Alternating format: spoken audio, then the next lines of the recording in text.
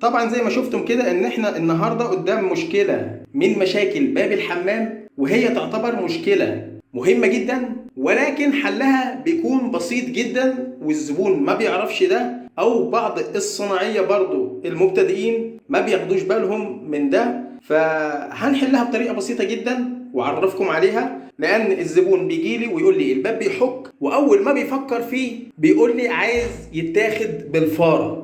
فاحيانا بتكون الموضوع مش فاره، واي حد بيجي بيشوف الباب بيحك بالطريقه دي، فاول حاجه بيعملها هو بياخد من الباب بالفاره. علشان احيانا بيجيلي زبون بيكون عشمان فيا او صديق بس ملوش في النجاره، فبيقول لي ممكن استاذنك في الفاره 5 دقايق وارجع حالك، هتعمل بيها ايه؟ يقول لي هاخد من الباب شويه بالفاره علشان خاطر بيحك.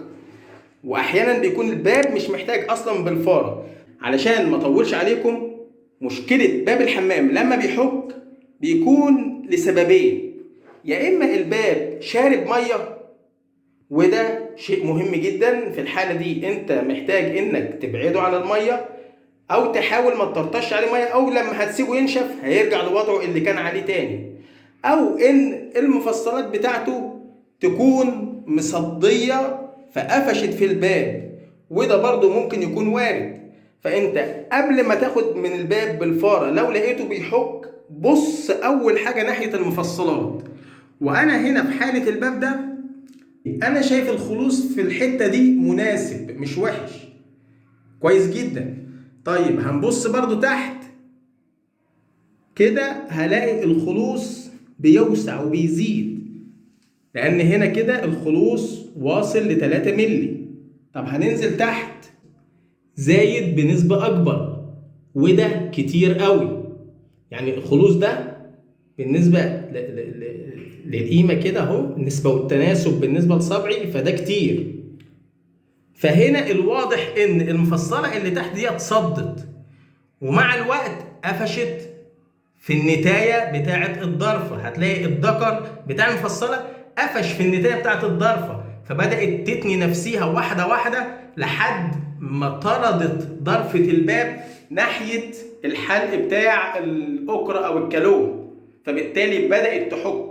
فهنا كل اللي عليك في حالة زي كده إنك تخلع الضرفة وتتني. انا معايا هنا بقى المفصله ديت الخلوص بتاعها معقول، واصبح المشكله عندي في الجزء التحتاني بس، علشان برضو هنا الضرفه فوق فيها، نعمل بس فوكس، الخلوص فوق كويس، الضرفه هي بتتحرك فوق ما فيهاش مشكله.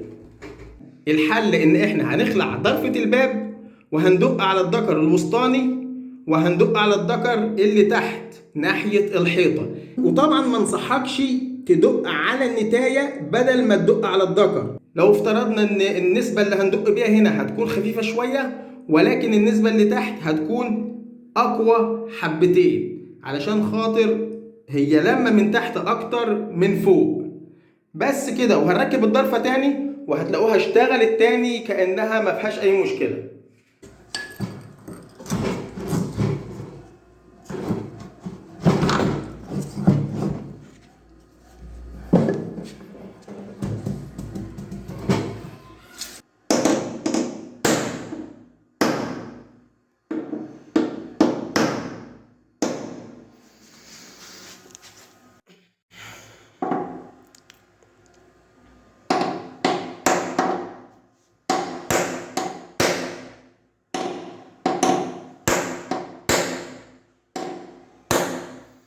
طبعا هنا الدقة بتبقى لازم تكون مناسبة، علشان لو دقيت على المفصلة اكتر من اللازم فهنا انت ممكن تخلي الباب يعمل مشكلة تانية ويعمل سوستة، لان لازم نسيب له برضه خلوص. يعني هنجرب وهنشوف، لو محتاج كمان دقة هندق، لو مش محتاج وبقى مناسب يبقى هو ده المطلوب. لو لما اكتر على الحلق يبقى هنا محتاج ان انا ارجع المفصلة تاني. في الحالة ديت بروح ماسكها بالكماشة وتاني لبره، بس في فرق ان انا امسك بالكماشة كده واشد كده، هتبص هتلاقي المفصلة اتخلعت من المسامير. لا، انا بصد هنا الاول بالايد التانية، بصد هنا بالايد التانية وبتني، فبالتالي بوزع العزم كله على التانية فقط، مش ان انا كده اخلع المفصلة. فدي برضو نقطة مهمة جدا تركز فيها علشان خاطر ممكن تحتاج تستخدمها بعد كده. هنركب دلوقتي الباب ونجرب. فكده الضرفة قفلت شوية، ولكن برضو لسه بتحك من تحت، واحنا طبعا مش عايزين ناخد بالفارة الا اذا لو مفيش خلوص، وبالتالي هنا احنا لسه برضو في عندنا خلوص كتير. فبالتالي هنخلع الضرفة تاني وندق كمان خبطتين على الدكر اللي تحت.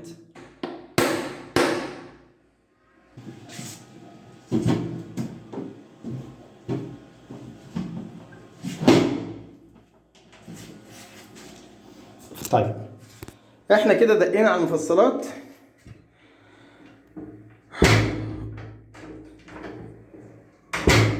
كده الباب قفل وادى لنفسه خلوص فوق وتحت وخلوص كتير كمان. احنا نعتبر قسمنا الخلوص اللي كان ورا قسمناه على 2، او بمعنى اصح ان احنا ردينا المفصلات اللي سحبت بعد الصدى رجعناها لوضعها اللي كانت عليه الاول. طبعا بما ان الباب كده قفل وفتح كويس وبقى سهل جدا خصوصا للاطفال، ما بقاش صعب عليهم تاني، فيبقى احنا هنا ناخد بالنا من الصدى. طبعا الصدى دوت ليه بخاخة مزيل صدى لو متاح، مش متاح ممكن رشه بالبيراسول زي ما انا هعمل هنا دلوقتي، يعني لان ما انصحش انك تحط زيت طعام على المفصلات، لان زيت الطعام هيلبش بعد كده وده مش مناسب طبعا بالنسبه للمفصلات. فالاولى لو في زيت مكن ماشي، مفيش كل ما تصدي منك اديها رشه بيراسول، هيكون مناسب افضل بكتير من مفيش زي ما بيقولوا يعني. وكده الباب يبقى سهل جدا بالنسبه لاي حد او الاطفال ومن غير ما ناخد منه بالفاره. يعني لو حصلت مشكله زي دي عندك حاول تحلها بنفسك على قد ما تقدر، ولكن برضو لو لقيت ان الباب بالفعل زانق من ورا ومن قدامه ومحتاج فاره يبقى ساعتها استعين بنجار. اما لو انت غاوي نجاره فديني قلت لك على الطريقه، اجتهد. وفي النهايه لو عندك اي سؤال او اي ملاحظه اكتبها لي في التعليقات، ولو عجبك الفيديو اعمل لايك. كان معكم ويتشرف بكم دائما نجاركم ابو مسلم.